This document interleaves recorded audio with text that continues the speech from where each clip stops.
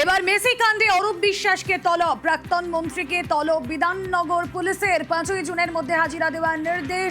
13ই December 2025 যুব ভারতীতে Messi কাণ্ডে বিশৃঙ্খলা।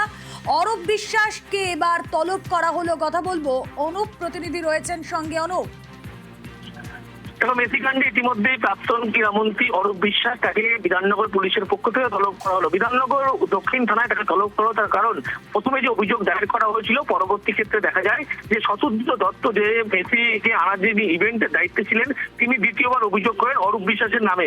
সেই কেসে একাধিক ধারায় পুলিশের পক্ষ থেকে মামলা রুজু করা হয়েছিল প্রাক্তন ক্রীড়ামন্ত্রী অরূপ বিশ্বাসের বিরুদ্ধে। এবং এর পরবর্তী ক্ষেত্রে লক্ষ্য করা গেল আজকে সন্ধ্যা 6:30 নাগাদ ইতিমধ্যে তাকে তলব করা হয়েছে।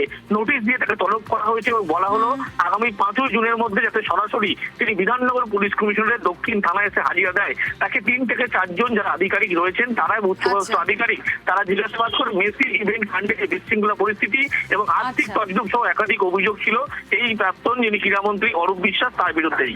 ওকে অনুপ।